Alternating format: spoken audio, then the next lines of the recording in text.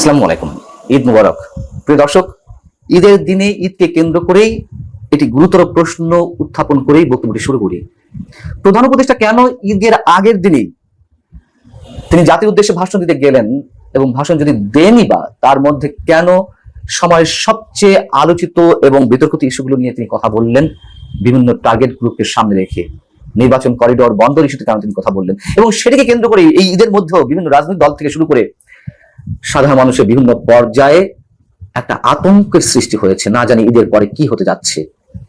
এবং এটাও তো সত্য কথা যে এই ঈদকে সামনে রেখে যে সরকারি পর্যায়ের 10 দিনের ছুটি ঘোষণা করা হলো, লম্বা ছুটি, সেই ছুটি কেন দেওয়া হলো এত দিনের? এর মধ্যে আসলে কিছু ঘটতে যাচ্ছে, কি হতে যাচ্ছে? নানান ধরনের প্রশ্ন গুঞ্জন মানুষের কানে মুখে ছিল। সেই অবস্থার মধ্যে এসে আবার তিনি যে ভাষণটি দিয়েছেন, সেই ভাষণে আবার তিনি যেসব শব্দ ব্যবহার করেছেন সেটিকে খুব কেয়ারফুলি বিএনপি নোটিশ করেছে। তারা বলছে যে প্রধান উপদেষ্টা শব্দ চয়নের ক্ষেত্রে সব ধরনের রাজনৈতিক ভব্যতার সীমা লঙ্ঘন করেছে। আমি সে বিষয়ে আসছি, এবং এটুকু একটু মন্তব্য করে রাখতে হয়। আমরা নিশ্চয় জানি যে আমার যদি খুব ভুল না হয়ে থাকে, আজ অবধি অন্য কোনো সরকার প্রধান বা রাষ্ট্রপ্রধান এই দেশের আর কখনোই ঈদকে সামনে রেখে জাতির উদ্দেশ্যে ভাষণ দেননি। ব্যতিক্রম শুধুমাত্র এই প্রধান উপদেষ্টা অধ্যাপক ডক্টর মোহাম্মদ ইউনূস, যিনি রোজার ঈদকেও সামনে রেখে এবং একই সঙ্গে স্বাধীনতা দিবসের সামনে রেখে গত 25শে মার্চ জাতির উদ্দেশ্যে ভাষণ দিয়েছিলেন। ভাষণ যদি দেবেনি তাহলে তিনি তার উন্নয়নের ফেরস্তি দায়িত্ব পারতেন বড় জোর। কেন তিনি এই বিতর্কিত ইস্যুগুলো সামনে নিয়ে এসে মানুষের মধ্যে এক ধরনের সংখ্যার সৃষ্টি করলেন? নিশ্চয়ই এর মধ্যে কোনো কারণ আছে। তিনি 9 জুন লন্ডন সফরে যাচ্ছেন, তিনি ইচ্ছা করলে 8 জুন দিতে পারতেন, অথবা আরো 2 দিন আগে দিতে পারতেন, জানি না। কিছু একটা উদ্দেশ্য রয়েছে, আমরা মনে করতেই পারি, ধারণা করতে পারি।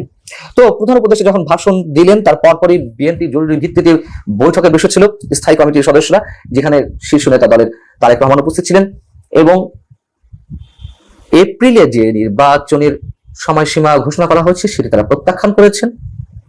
একই সঙ্গে তারা ডিসেম্বরের মধ্যে নির্বাচন অনুষ্ঠানের বিষয়ে অনড়। যদিও বিএনপির এই অনড় অবস্থানকে মানুষ এখনো পর্যন্ত অতটা সিরিয়াসলি কেউ কেউ নিচ্ছেন, কেউ কেউ হয়তো নিচ্ছেন না, যেহেতু বিএনপি খুবই সুকৌশলে সব ধরনের গঠনমূলক রাজনৈতিক ভাষা প্রয়োগের মধ্য দিয়ে তারা প্রতিবাদটি জানিয়ে আসছে। কিন্তু এগুলোকে আবার কেউ কেউ দুর্বলতা হিসেবে দেখছে।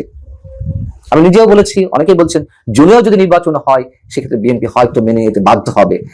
শেষমেশ আসলে সত্যি তেমনটি ঘটে কিনা আমরা জানি না। যাই হোক, বিএনপি বৈঠক শেষে যে বিবৃতি দিয়েছে, সেই বিবৃতি তারা উল্লেখ করেছে যে একটি বিশেষ রাজনৈতিক গোষ্ঠীর প্রভাবিত হয়ে অন্তর্বর্তী সরকার আগামী বছর এপ্রিল মাসে জাতীয় সংসদ নির্বাচন অনুষ্ঠানের ঘোষণা দিয়েছে। খুবই যৌক্তিক কথা। তার প্রমাণ তো মিলেছে এর মধ্যে। জামাত গত কয়েকদিন ধরে যা বলে আসছে যে ডিসেম্বর থেকে এপ্রিলের মধ্যে নির্বাচন অনুষ্ঠিত হতে পারে, এবং জামাতকে খুশি করার জন্য, এবং জামাত তো এই সরকার পরিচালনা করছে বিহাইন্ড দ্য স্ক্রিনে, সবাই জানে, সেই এপ্রিলেই ঘোষণা করা হয়েছে নির্বাচনের সময়সীমা। এনসিপি জাতীয় নাগরিক পার্টি তো নির্বাচন চাই না। তারা জাতীয় সংসদ নির্বাচন আগে কখনো স্থানীয় সংসদ নির্বাচন, কখনো গণভোট, কখনো তারা সংবিধান প্রণয়ন, নতুন সংবিধান রচনা করা, বর্তমান সংবিধান ছুঁড়ে ফেলা ইত্যাদি। তারা নির্বাচন চায় না। সেই জায়গা থেকে এপ্রিলে যে নির্বাচনের সময়সীমা ঘোষণা করা হয়েছে সেটি যে কোনো অজুহাতে আবার পিছিয়ে যাবে, সেই বিষয়টি বিএনপি তাদের বৈঠকে তুলে এনেছে এবং বিজ্ঞপ্তিতে, প্রেস বিজ্ঞপ্তিতে উল্লেখ করেছে। খুবই যৌক্তিকতার সঙ্গে যারা বলে আসছেন, বা এখনো বিএনপি বলছে যে এপ্রিলে নির্বাচন অনুষ্ঠিত হতে গেলে ওই সময় যে প্রচন্ড গরম বা প্রতিকূল আবহাওয়া, ঝড় বৃষ্টি বা গরমে মানুষ ঘন্টার পর ঘন্টা লাইনে দাঁড়িয়ে ভোট কেন্দ্রে যাবেন কিনা সেটা তো চরম অনিশ্চয়তার মধ্যে থেকে যায়।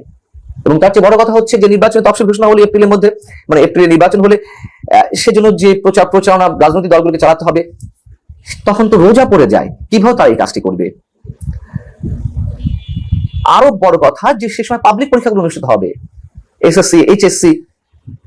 অতএব এইগুলোর যে কোনো কিছুকে একটা অজুহাত হিসেবে দাঁড় করিয়ে সরকার তখন নির্বাচন পিছিয়ে দেওয়ার মতলব আনবে এবং তেমনটি ঘোষণা দিবে।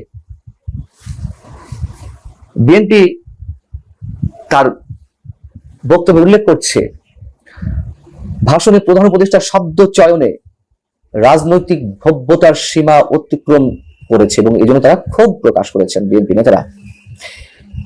কোন ধরনের রাজনৈতিক ভব্যতার সীমা লঙ্ঘন করেছেন প্রধান উপদেষ্টা সেটি স্পষ্ট করে জানতে না পারলেও আমরা মোটামুটি ধারণা করতে পারি, যেহেতু প্রধান উপদেষ্টা সময়ের সবচেয়ে বড় স্পর্শকাতর যে দুটি বিষয় করিডোর এবং বন্দর ইস্যুর কথা বলেছেন, এবং বন্দর পরিচালনা ভার বিদেশি কোম্পানির হাতে তুলে দেওয়ার ক্ষেত্রে যারা বিরোধিতা করছেন তাদেরকে প্রতিহত আহ্বান জানিয়েছেন। একইভাবে করিডোর ইস্যু তিনি উল্লেখ করেছেন এই ধরনের বক্তব্য। সেই জায়গা থেকে তো এই বিষয়গুলো তো সেনাপ্রধান নিজে উল্লেখ করেছেন। বিএনপি কথা বলছে, বাম দলগুলো কথা বলছে, অন্যান্য রাজনৈতিক দলগুলো কথা বলছে, তাহলে কাদেরকে প্রধান উপদেষ্টা প্রতিহত করার ঘোষণা দিয়েছেন বা প্রতিহত করার জন্য আহ্বান জানিয়েছেন? ঠিক সম্ভবত এই জায়গাটিতে বিএনপি নোটিশ করার চেষ্টা করেছে যে তিনি সব ধরনের রাজনৈতিক ভব্যতার সীমা লঙ্ঘন করেছেন। এবং বিএনপি যদি সত্যি সত্যি এগুলো ইঙ্গিত করে থাকে, তারা অযৌক্তিক কিছু করেনি।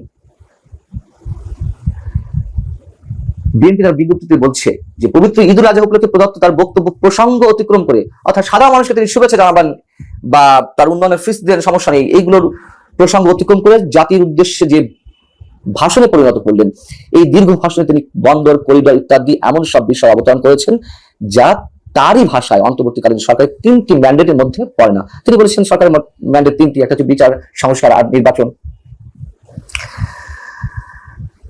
খুবই বাস্তবতা এটি যে জাতীয় ঐকমত্য কমিশনের যেই বৈঠক খেলা, সংস্কার কমিশনগুলোর যে সংস্কার আলোচনা প্রস্তাব, এগুলো যে স্রেফ নাটক নির্বাচন প্রলম্বিত করার জন্য, তা এখন দেশের অধিকাংশ মানুষের কাছে স্পষ্ট। এবং এই নির্বাচন অনুষ্ঠানের ক্ষেত্রে ডিসেম্বরের মধ্যে দেশের 52টি রাজনৈতিক দল স্পষ্টভাবে জানিয়ে দিয়েছে তারা ডিসেম্বরের মধ্যে নির্বাচন চাই। নিবন্ধিত 26টি রাজনৈতিক দল জানিয়ে দিয়েছে, তারা তাদের বক্তব্যে স্পষ্টভাবে উল্লেখ করেছে তারা কি চায়। সেখানে তাদের সব ধরনের মতামতকে অগ্রাহ্য করে মাত্র 10% রাজনৈতিক দল বা রাজনৈতিক প্রতিনিধিত্ব করে জনগণের এমন দলের সবকিছুকে গ্রাহ্য করে বিবেচনা নিয়ে প্রধান উপদেষ্টা সবকিছু করে যাচ্ছেন একের পর এক। বিএনপি এখনো পর্যন্ত অনড় আছে। আমরা জানি না তারা কোন ধরনের কর্মসূচিতে যাবে, তবে ঈদের পরে নিঃসন্দেহে রাজনৈতিক পরিস্থিতি উত্তপ্ত হচ্ছে, এটুকু আমরা যে কেউ বলতে পারি। এই জন্যই বলছিলাম যে কেন, কি উদ্দেশ্যে প্রধান উপদেষ্টা ঈদকে সামনে রেখে এই ধরনের বক্তব্য দিতে গেলেন। ভালো থাকুন সবাই।